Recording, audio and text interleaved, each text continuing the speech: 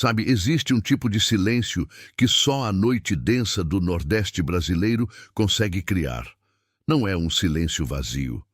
É um silêncio saturado, que pesa sobre a respiração e carrega o cheiro da terra úmida, do mofo antigo e de promessas quebradas. Se você já acordou no meio da madrugada, naquela hora morta que os ponteiros parecem ter vergonha de atravessar, e sentiu que o ar estava mais denso do que deveria, como se o tempo tivesse engolido o oxigênio. Se você sentiu isso, então você já esteve perto do Maranhão de 1902. Não o Maranhão dos livros de história, mas aquele que dormia escondido sob camadas de cal e azulejo português. Um Maranhão onde a lógica parecia escorrer junto com a chuva pesada. Eu não estou aqui para contar uma história de fantasmas comuns ou de assombrações que se manifestam em lençóis brancos e correntes. O terror mais profundo não vem do que já morreu, mas do que se recusa a morrer, do que persiste de uma forma que desafia a ordem natural do universo. E é sobre essa persistência antinatural que precisamos conversar. Eu preciso te contar em detalhes sufocantes sobre a casa do Silveira. Se você está me ouvindo agora, talvez seja melhor que você prenda a respiração por um instante. Pense na sua própria imagem, no que o espelho devolve a você todos os dias.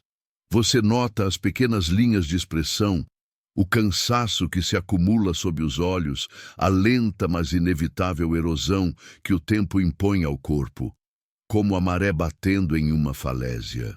É um processo que aceitamos sem questionar, um atestado biológico de que estamos vivendo. Mas e se esse atestado fosse roubado de você? A casa do Silveira, no coração de São Luís, era uma construção que respirava opulência e decadência simultaneamente. Ferro forjado nas janelas que pareciam lágrimas escuras, paredes grossas que guardavam o calor e o som, e dentro... Dentro estava a família Silveira. Eles eram conhecidos por sua longevidade e, mais estranhamente, por sua juventude estagnada. O patriarca, Dr. Ezequiel Silveira, aos seus 80 e poucos anos, exibia uma pele que beirava a porcelana, sem a flacidez ou as manchas que o Maranhão quente e úmido costumava impor a quem envelhecia ali. Seus filhos e netos seguiam o mesmo padrão. Rostos imaculados, olhos claros e uma vitalidade perturbadora, quase agressiva, que desafiava a medicina da época e a própria história familiar. Era como se eles fossem esculpidos em cera, imunes ao desgaste. Ninguém falava abertamente sobre isso. Em 1902, certas coisas eram aceitas como mistérios de família, bênçãos divinas ou, mais sinistramente, resultados de pactos silenciosos. A regra de ouro na sociedade ludovicense era: observe, mas nunca pergunte. Mas havia uma coisa na casa do Silveira que não respeitava o silêncio e que se recusava a ser ignorada. Eram os retratos. A galeria principal da casa não era apenas um corredor de honra. Era um túnel do tempo invertido. Os Silveira tinham o hábito de encomendar retratos a óleo de cada membro da família ao completar 21 anos, em poses rígidas, vestindo sedas pesadas e joias apagadas. O jovem André Silveira, primo afastado, um rapaz com uma sensibilidade excessiva e uma curiosidade que beirava a imprudência, foi o primeiro a notar o que chamei de a desordem temporal. Ele passou uma temporada na casa em 1902, levado pela mãe para tratar de negócios de herança. André, com 20 anos na época, era um observador silencioso, um daqueles que se sente desconfortável com a perfeição alheia. Ele notou primeiro o retrato da matriarca, Dona Eulália. Ela havia sido pintada há 30 anos. André a via todos os dias no café da manhã, sempre sorrindo um sorriso fino e perfeito, sem uma ruga de preocupação ou idade. No entanto, o retrato de Dona Eulália, pendurado na parede leste, parecia estar em decomposição ativa. Não era apenas o verniz rachando, o que é natural em telas antigas. O que André via era um envelhecimento orgânico e acelerado da imagem em si. Quando ele chegou, o retrato mostrava Dona Eulália com rugas profundas no pescoço, olhos ligeiramente turvos e o cabelo pintado com fios prateados finíssimos que não estavam ali quando o artista terminou. 2 semanas depois, ele parou para observar novamente. E juro a você, o rosto pintado parecia ter afundado. As bochechas, que o pintor havia feito rechonchudas, estavam agora macilentas e cinzentas. A tela parecia ter absorvido a melancolia de uma vida inteira de sofrimento, transformando a tinta em algo parecido com pele mumificada. E, no entanto, Dona Eulália, a mulher real, continuava impecável e jovem, reclamando da umidade que estragava suas luvas de renda. Pense nisso por um momento. Onde você armazena o tempo que passa? Onde fica guardado o custo de cada manhã que se transforma em noite? Para o Silveira, esse custo estava sendo pago pelos seus duplos artísticos. André começou a cronometrar. Ele observava os retratos mais antigos, aqueles de gerações que haviam morrido. Estranhamente, estes estavam estáveis, como se a morte do sujeito tivesse paralisado o processo de deterioração na tela. O horror residia nos retratos dos vivos.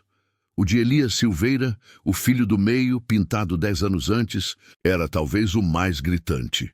Elias, que passava os dias lendo na biblioteca, era um homem robusto de 30 e poucos anos, com cabelos pretos lustrosos.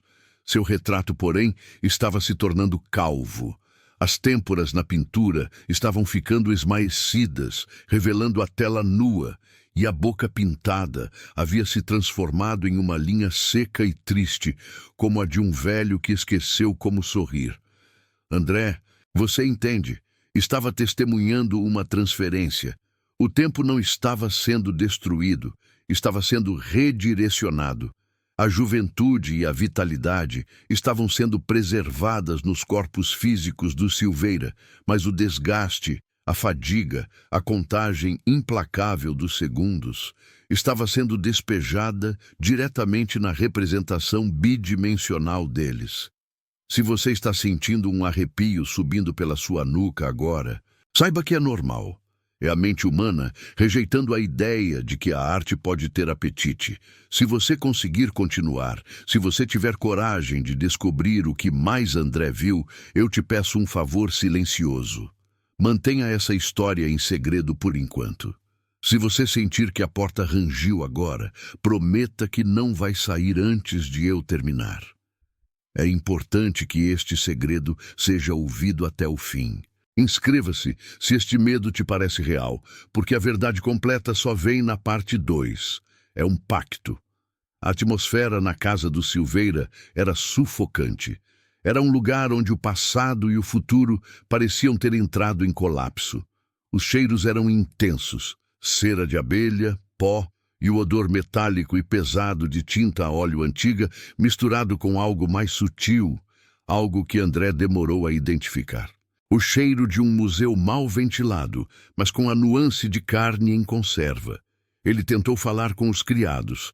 Em 1902, os criados eram as verdadeiras bibliotecas do Maranhão, detentores das histórias que a elite preferia ignorar.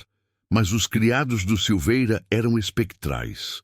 Eles se moviam sem ruído, os olhos sempre baixos, e se recusavam a ficar sozinhos com André na galeria. Quando ele sussurrava sobre as rachaduras nos retratos, eles apenas balançavam a cabeça e voltavam a lustrar a mobília de jacarandá, cuja madeira parecia ironicamente mais fresca e jovem que os rostos nas telas.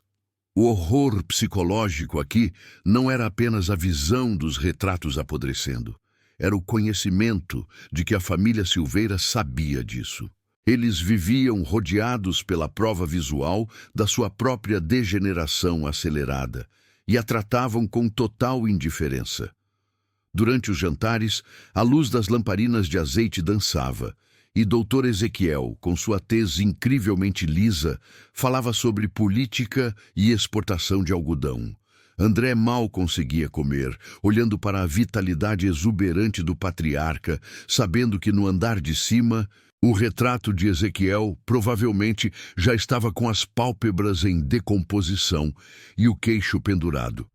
A pergunta que o atormentava era: o que aconteceria quando a tela se desfizesse completamente?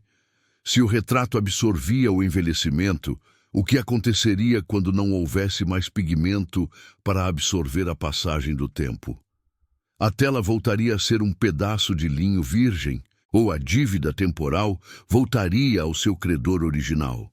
O efeito colateral desta barganha antinatural era perceptível nos objetos da casa. Embora a família fosse jovem, tudo o que tocavam se deteriorava rapidamente. Os livros na biblioteca tinham páginas frágeis que se desfaziam em pó ao toque. Os talheres de prata precisavam ser constantemente polidos, pois escureciam em poucas horas. As flores nos vasos murchavam antes do meio-dia. Era como se a casa estivesse tentando desesperadamente compensar a juventude artificial de seus donos, apressando o fim de todo o resto. Uma noite, o calor estava insuportável. André não conseguia dormir. Ele pegou uma lamparina e foi à galeria, tomado por aquela curiosidade mórbida que nos arrasta para o perigo. Ele parou diante do retrato mais recente, o de Cecília Silveira, de 21 anos, pintada havia apenas 6 meses. Cecília era uma beleza pálida e André a achava fascinante, com sua risada fácil e seus gestos despreocupados. Na tela, Cecília havia mudado drasticamente em apenas algumas semanas. Os traços eram mais pesados, a gordura da juventude havia sumido e as mãos, pintadas delicadamente segurando um leque, agora pareciam nodosas e manchadas pela idade. A tela tinha uma aparência de terra seca, como argila rachada. André aproximou a lamparina. A luz amarelada revelou o que ele temia. Não eram apenas rachaduras no verniz. Eram veias escuras e salientes que pareciam se contorcer sob a superfície, como se algo estivesse se movendo, ou melhor, morrendo lentamente ali dentro. E então ele ouviu. Não era um sussurro nem um gemido, era o som do tempo. Era um crepitar muito lento, quase inaudível, como o som de uma folha muito seca se desfazendo, ou de um osso antigo quebrando sob a pressão da umidade. O som vinha diretamente da tela de Cecília. A tinta, o pigmento que continha o envelhecimento dela, estava se desintegrando. André recuou, a lamparina tremendo em suas mãos, e olhou para o chão de mármore. Havia uma poeira fina e escura debaixo do retrato. Não era pó comum. Era o que restava do que havia sido a juventude de Cecília na pintura. O peso da decadência finalmente materializado. Na manhã seguinte ele desceu para o café. E lá estava Cecília, com sua pele de pêssego e seu riso fresco. Mas algo havia mudado nela também. Não em sua aparência, mas em sua energia. Ela estava mais pálida, mais quieta. Seus olhos, que antes brilhavam com uma vivacidade irritante, pareciam agora distantes, fixos em algo que não estava ali. André percebeu com um pavor gélido que a transferência não era um processo indolor. A pintura, enquanto absorvia a idade, absorvia também a vitalidade psíquica da pessoa. A vida estava sendo preservada, sim, mas a alma estava sendo sugada. Os Silveira eram jovens, mas eram vazios, espectros alegres vagando em uma casa onde apenas seus retratos tinham o direito de sentir e sofrer a passagem dos anos. Elias Silveira, o da calvície precoce no retrato, estava mais quieto do que nunca. Dr. Ezequiel tinha um tique nervoso no canto da boca que ele não tinha antes. Eles estavam perdendo algo essencial, mas o preço, a dor, era invisível no corpo. Estava na tinta, se desfazendo lentamente. Naquele dia, André soube que precisava fugir daquele lugar que roubava a essência para garantir a casca. Ele percebeu que a casa não era apenas um receptáculo para este horror. A casa era a máquina que o alimentava. um ninho de obsessão onde a única coisa temida era a imperfeição. Mas antes que pudesse sequer arrumar sua mala, ele cometeu um erro terrível. Ele olhou para a parede vazia no final do corredor, reservada para a próxima geração, e a sombra que ele viu ali, projetada pela luz fraca da manhã, não era a sombra da parede. Era uma sombra densa, que parecia esperar. Ele sentiu um frio subindo por suas pernas, um frio que não vinha do piso, mas de dentro. E então ele se virou e viu o Dr. Ezequiel parado na porta da galeria. O Dr. Ezequiel real, com sua pele perfeita e seu sorriso de cera. Mas em sua mão, Dr. Ezequiel não segurava um livro ou uma bengala. Ele segurava um pincel fino e uma pequena lata de tinta preta recém-aberta. E seus olhos, aqueles olhos claros e sem rugas, estavam fixos em André, com uma expressão que não era de raiva, mas de inevitabilidade. "É preciso manutenção, meu caro André", disse ele com a voz baixa e satisfatória, como a areia escorrendo. "Nós cuidamos do nosso patrimônio, e você, meu jovem, você tem um futuro tão promissor. Não seria uma pena se o tempo o alcançasse tão cedo." André entendeu. O horror do Silveira não era apenas transferir o envelhecimento para o pigmento. O horror era que eles podiam, e talvez precisassem, acelerar o processo de decadência nas telas. E se a tela não fosse capaz de suportar o peso da idade de uma pessoa, eles precisavam de novas telas. Você sente isso? O frio não é de fora. É a percepção de que, em um mundo obcecado pela juventude, há sempre um preço a pagar. E alguém ou algo está disposto a cobrá-lo em lugares que você nunca imaginou. Se você já se olhou no espelho e sentiu que sua imagem parecia mais cansada do que você se sente, talvez você deva se perguntar quem está pagando a conta da sua vitalidade. E se você percebeu que eu não mencionei o retrato de André Silveira, não se preocupe. A história dele ainda não acabou. A verdadeira fundação deste terror e o que o pincel de Dr. Ezequiel estava prestes a pintar é o que vamos descobrir na parte 2. Mas, por agora, enquanto o silêncio volta, olhe atentamente para qualquer quadro que você tenha na sua parede. Veja se a tinta está um pouco mais escura, se as sombras estão um pouco mais profundas, e se você notar algo, qualquer coisa, algo que pareça ter ganhado rugas, da noite para o dia, comente: "Eu percebi" aqui embaixo. Não olhe para o espelho antes de ir dormir. Você pode não gostar do que ele está escondendo para você. O que nos restava, depois de examinar as molduras vazias e as faces estáticas, era a pergunta que apodrecia sob a superfície daquela casa. Qual era o preço real? Na parte 1, apenas arranhamos a casca da imobilidade. Vimos a beleza preservada, a juventude fantasma, mas a beleza não é inocente e a imortalidade, meu caro, nunca é gratuita. Se você chegou até aqui, é porque algo em você reconhece a verdade por trás do véu. Não feche essa janela. É um pacto silencioso o nosso. Se você confia nessa voz que te guia pela escuridão, considere assinar esse canal. Você precisa saber o final. O final é a única coisa que nos liberta ou nos prende para sempre. A casa, como a memória, não entrega seus segredos de forma direta. É preciso cavar no silêncio, na poeira mais fina que cobre os objetos que ninguém mais se importa em tocar. E foi exatamente nesse silêncio que encontrei a resposta. Atrás de um falso fundo na estante de livros que Coronel Serafim, o patriarca que iniciou essa maldição temporal, jamais leria. Era um diário, não um diário de datas, mas de obsessões. Páginas de pergaminho amarelado com uma caligrafia nervosa que parecia ter sido escrita sob febre. Serafim não registrava eventos, ele registrava a deterioração, a lenta agonia das imagens que o libertavam. Ele relatava o ano de 1902, o ano em que o último dos seus filhos havia sido registrado na tela. A pintura não era apenas um retrato, Era um receptáculo, uma âncora viva. Ele descreveu a feitura da tinta, uma alquimia macabra que exigia um ingrediente especial. O sangue, claro, misturado a um pigmento mineral raro extraído das minas de São Bento, um pó que ele chamava de pó de Saturno, um pó que, segundo ele, continha a própria essência condensada do tempo, pronta para ser manipulada. Mas o diário revelava mais. A beleza eterna não vinha sem um custo psicológico.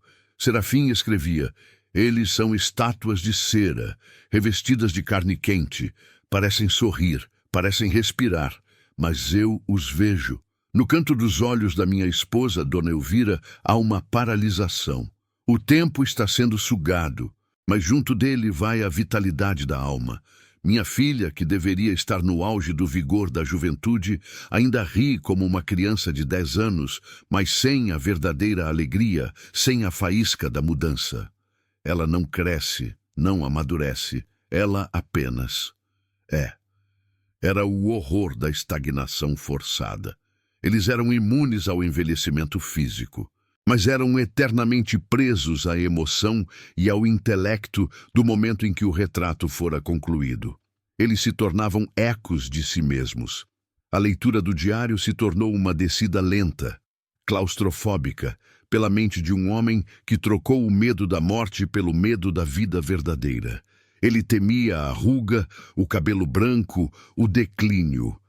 Mas ao evitar isso, ele criou um destino ainda pior para sua família. A repetição infinita do mesmo dia, do mesmo sorriso falso, da mesma pose em uma sala que lentamente se tornava um mausoléu. Um trecho final do diário me fez parar. A respiração suspensa, o cheiro de mofo antigo subindo pela garganta. Era a chave para o clímax. O retrato envelhece por mim, mas quando a tela cede, quando o pigmento se torna pó final, quando a imagem se dissolve, o tempo roubado retorna, não de forma gentil, não lentamente, ele se vinga, a vingança do tempo. Serafim havia registrado a morte de sua irmã mais velha, a primeira a ser retratada. O quadro dela, segundo ele, desintegrou-se numa tarde de chuva. Ele descreveu o som do pigmento caindo da tela como areia fina, e quando o último fragmento de tela cedeu, a irmã, que estava sentada bordando em uma poltrona, não envelheceu, não se decompôs, ela apenas implodiu. Não houve grito, apenas um colapso violento da forma, como se todo o tempo que ela evitou tivesse entrado nela de uma vez só, esmagando-a. Ela se tornou pó em segundos, pó fino e pálido no lugar da cadeira. O retrato, portanto, não apenas absorvia o tempo, ele o retinha como uma represa. Quando a represa rompia, a torrente de décadas não passadas voltava para afogar o recipiente. Eu precisava ver, precisava encontrar o último ser vivo naquela casa, o último refém da imortalidade comprada. E o diário indicava quem era. Dona Elvira, a esposa de Serafim, que estava em 1902, no auge de seus 30 e poucos anos. O corredor que levava aos quartos superiores parecia se estender. A luz amarelada que filtrava pelas persianas fechadas criava sombras longas e fantasmagóricas. Eu senti o peso da casa sobre mim. A madeira rangia, não por causa dos meus passos, mas como se estivesse sob a pressão de anos condensados. Se você está sozinho agora, ouvindo isso no escuro, preste atenção aos sons que não deveriam estar lá. Essa casa estava respirando, mas não um respirar de vida, e sim um lamento lento e seco. Encontrei Dona Elvira no quarto principal, sentada diante de uma penteadeira de ébano. Ela era, como descreveu o coronel, a perfeição em cera. Seus cabelos, cuidadosamente presos em um coque alto, eram negros e lustrosos. A pele, de uma palidez irreal, não tinha uma única marca, nem um sinal de que mais de um século havia passado. Ela usava um vestido de seda pesada, de um verde musgo, que parecia ter sido costurado ontem. Seus olhos, no entanto, eram o ponto de ruptura. Eles estavam abertos, fixos no espelho em sua frente. Mas não viam nada. Eles eram azuis, claros, mas vazios. A alma, o dinamismo, o fogo da existência havia sido drenado. Ela piscava em intervalos regulares, mecânicos.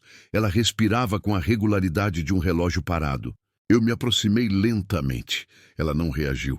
Era como se eu não existisse para ela. Ou melhor, como se a realidade externa fosse um ruído de fundo que ela havia aprendido a ignorar por 100 anos. Dona Elvira, murmurei, a voz rouca. Um som sutilmente perturbador ecoou no quarto. Não veio dela, veio do canto mais escuro. Havia um único retrato naquela sala. Não na parede, mas apoiado no chão, encostado a um baú. Era o retrato de Dona Elvira. O contraste era chocante. O quadro estava em estágio terminal de deterioração. A tela estava escura, quase marrom, rachada por inúmeras fissuras que pareciam rugas profundas e dolorosas. O verniz havia se desintegrado e a imagem dela, antes vibrante e jovem, estava desbotada, fantasmagórica. Ela parecia ter 100 anos naquele quadro. Os olhos vazios do quadro estavam cercados por bolsas profundas de sombra, e os lábios finos estavam curvados em um rictus de dor. O pior era o som. A cada pequeno movimento de ar, a cada batida fraca do meu coração, o retrato emitia um som. Era o som da morte lenta da tela.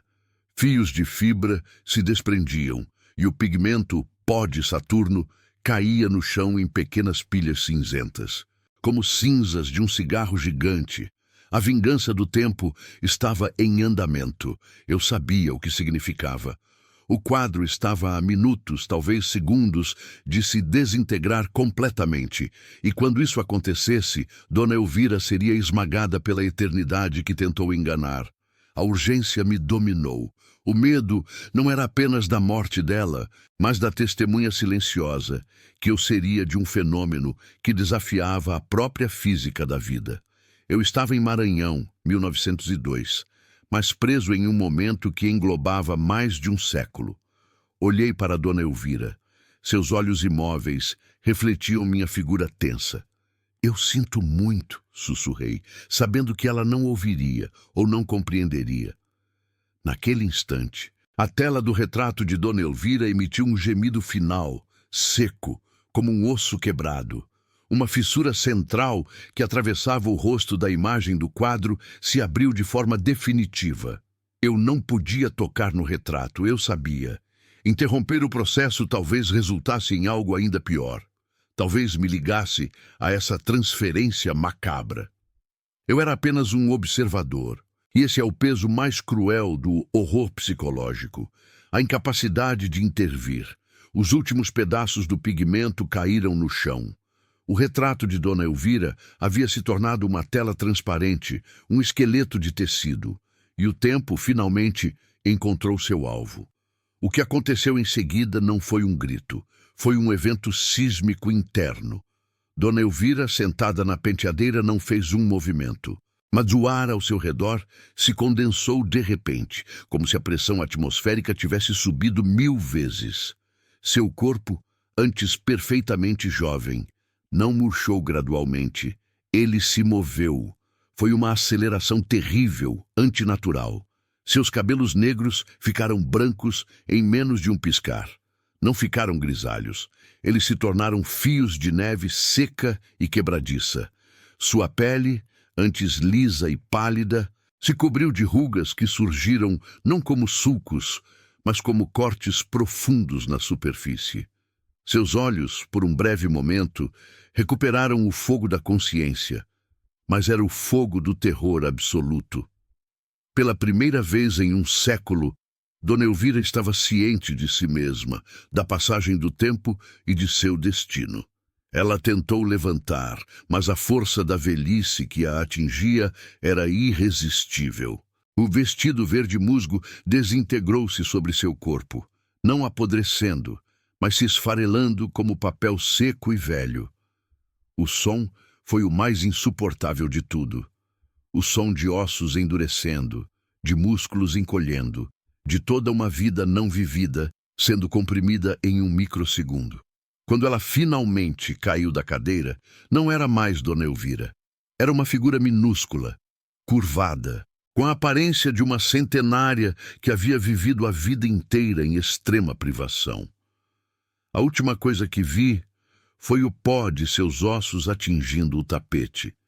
Em segundos, o corpo que havia sido preservado pela pintura sucumbiu à vingança do tempo e se transformou em uma pequena pilha de pó e fragmentos de tecido seco, exatamente como o retrato havia virado pó no canto da sala. Um silêncio monumental caiu sobre o quarto. O cheiro de pó, mofo e algo que só posso descrever como tempo queimado pairava no ar. A maldição de Serafim estava completa. Todos os membros da família Albuquerque, ou Costa, ou quem quer que fossem, haviam chegado ao fim de sua imortalidade comprada. Eu estava sozinho, completamente sozinho na casa do Maranhão, 1902. O clímax havia passado, deixando apenas a consequência fria e inescapável. Eu saí daquela casa em transe, não corri.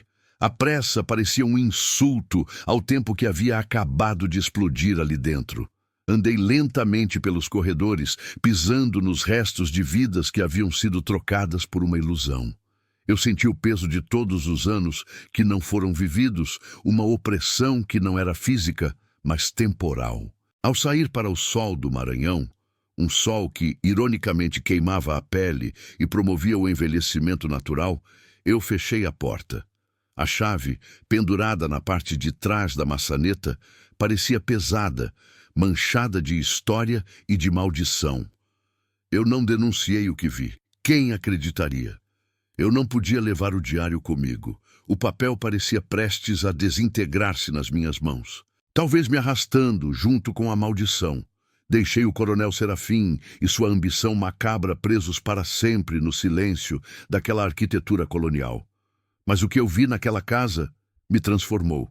Você entende? A percepção do tempo nunca mais foi a mesma. Agora, quando me olho no espelho, não vejo apenas meu próprio rosto. Eu vejo o envelhecimento em ação. Vejo o tempo trabalhando em mim.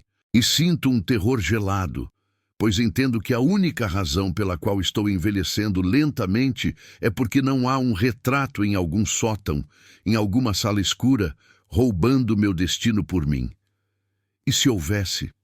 E se a sua imagem, aquela que você tira, aquela que você guarda no porta-retrato na sala, estivesse lentamente absorvendo algo que deveria ser seu?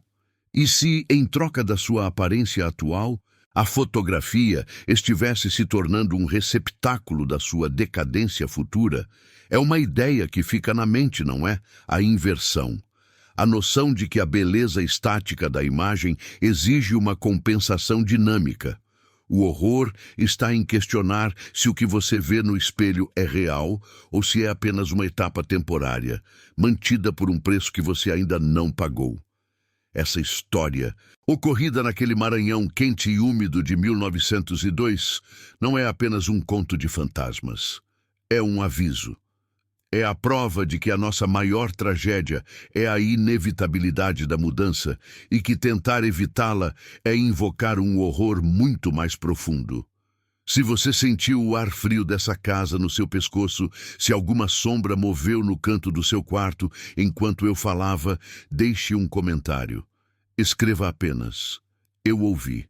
E se você conhece alguém que precisa de uma boa razão para olhar para trás antes de dormir, compartilhe este vídeo. O retrato está na parede, mas você tem certeza de que ele está apenas te observando e não te guardando? Tenha cuidado ao olhar para sua própria imagem hoje à noite, pois o tempo não perdoa quem tenta negociar com ele. E se o retrato começar a parecer muito mais velho do que você, talvez seja tarde demais para se perguntar onde está indo parar toda a sua vida. O pó de Saturno está sempre à espreita. Não pisque. Se você piscar, ele terá passado.